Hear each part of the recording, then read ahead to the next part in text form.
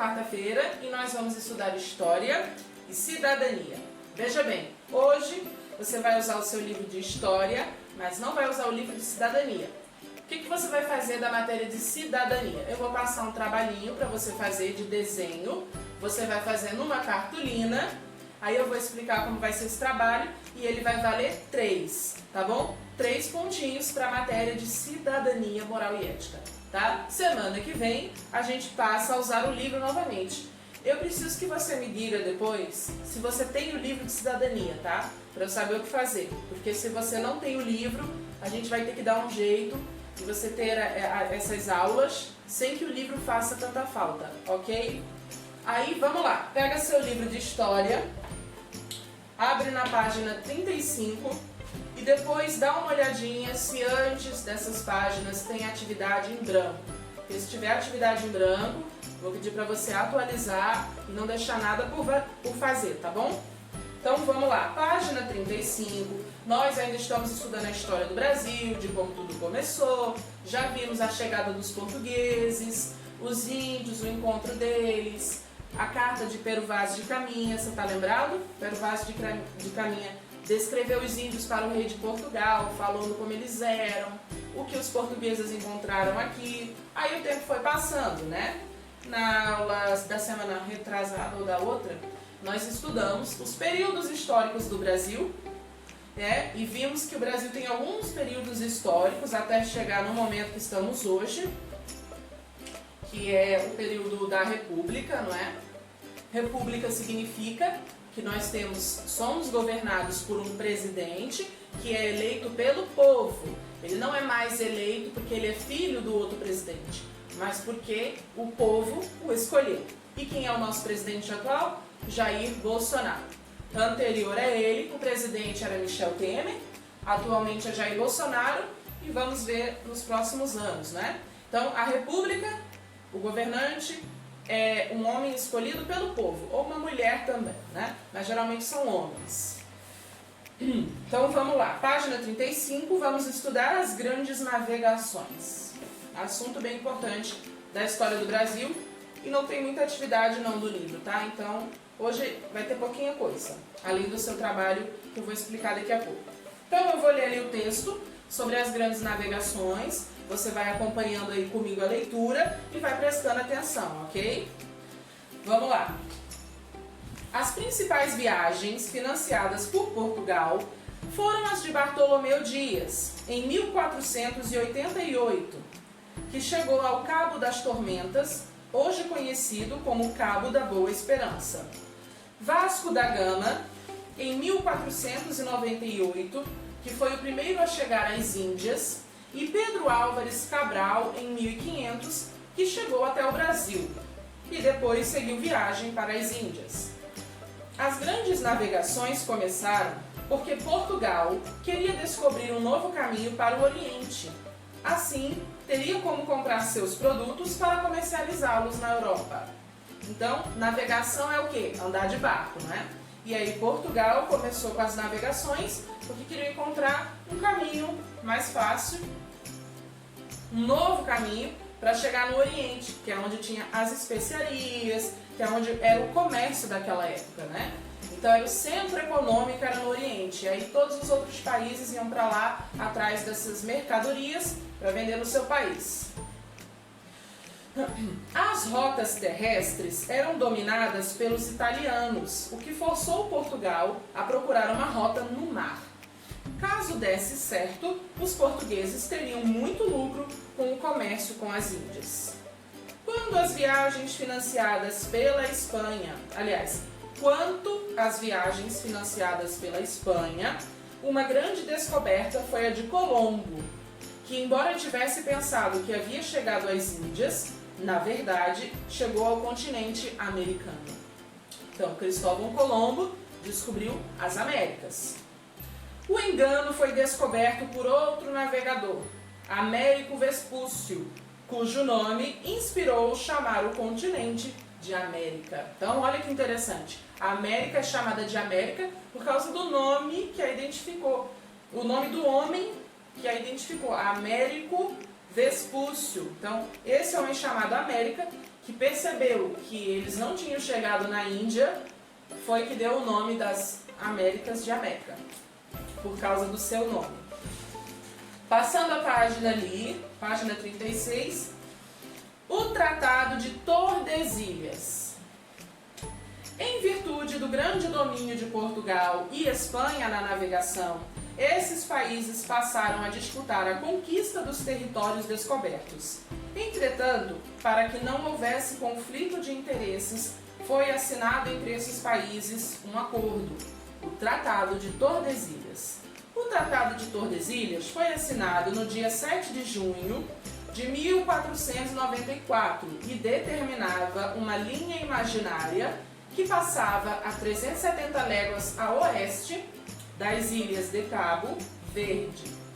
As terras descobertas até essa ilha seriam dominadas por Portugal, e as que estivessem após essa linha seriam dominadas pela Espanha. Então ali, ó, você tem um mapazinho, o desenho, a linha passando no meio, e você tem ali a parte amareladazinha, amarelada não, a parte begezinha ali, marronzinha, é o domínio espanhol, e a parte rosinha, daquele lado, é o domínio português, tá? Então, basicamente o mundo foi dividido assim, que Portugal e Espanha, né? Decidiram de que lado cada um ia dominar, tá certo? E veja ali que eles cortaram o Brasil. E nessa época ainda não, Pedro Álvares Cabral ainda não tinha chegado aqui. Então, Portugal dominava apenas ali a parte leste, ali a parte do nordeste e um pouco do leste do Brasil. E a Espanha dominava o outro lado, o oeste todinho, certo? Continuando ali embaixo, quando os portugueses chegaram às terras brasileiras, já se sabia que as terras ficariam sob domínio de Portugal, porque encontravam-se antes da linha imaginária. Só que os outros países, como Inglaterra, Holanda e França, não reconheciam tal acordo e por isso não o respeitaram. Esses países passaram a ocupar e dominar as terras que Portugal e Espanha achavam que eram suas. Além disso, esses países também passaram a piratear embarcações financiadas por Portugal e Espanha. Então veja, as navegações começaram porque Portugal queria achar um melhor caminho para o Oriente para chegar nas Índias e comprar mercadoria para vender na Europa. E por que eles não foram por terra? Porque os italianos já dominavam o caminho por terra. Então Portugal teve que achar um caminho através do mar. Nessa de procurar os índios, né, eles acabaram chegando no Brasil e tudo começou. E aí, um pouco antes dos portugueses chegarem no Brasil, houve esse Tratado de Tordesilhas entre Espanha e Portugal, só que os outros países não obedeceram o acordo e aí quiseram dominar as terras, as partes tanto da Espanha quanto de Portugal. Então, aconteceram conflitos e tudo mais.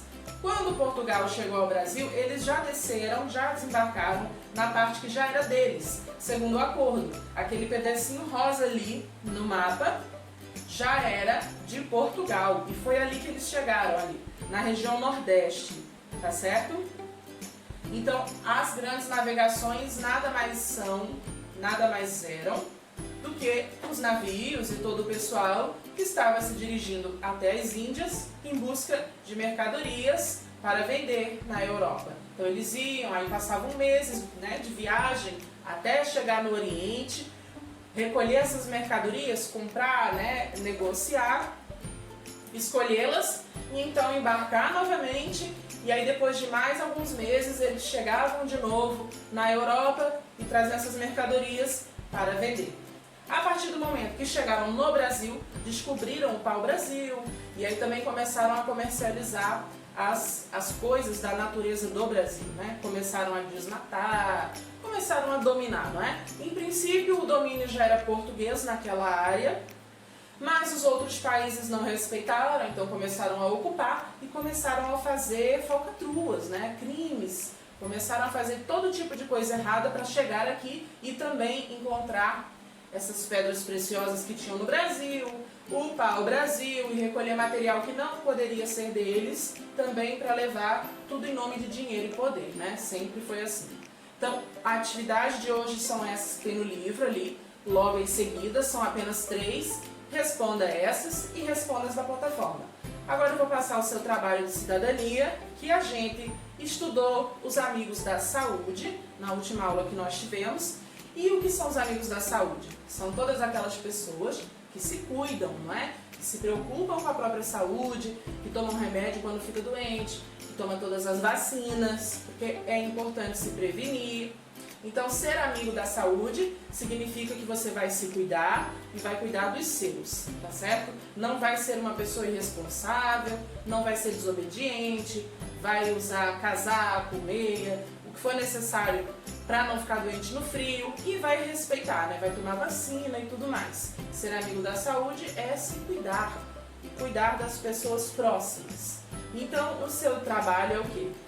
Você vai pegar uma cartolina, vai dividi-la em algumas partes, quantas você achar melhor, e vai fazer desenhos, né? Demonstrando o que é ser amigo da saúde. Quais as atitudes que uma pessoa que é amiga da saúde toma? Um exemplo para você entender: tomar vacina. Quando você vai lá e se vacina, você está garantindo sua proteção, né? A proteção da sua vida contra determinada doença. Também está impedindo que você passe essa doença para os outros. Então você também está tendo cuidado com as outras pessoas. Nesse caso, tomar a vacina em dia é ser amigo da saúde. Então você pode desenhar um menininho tomando vacina.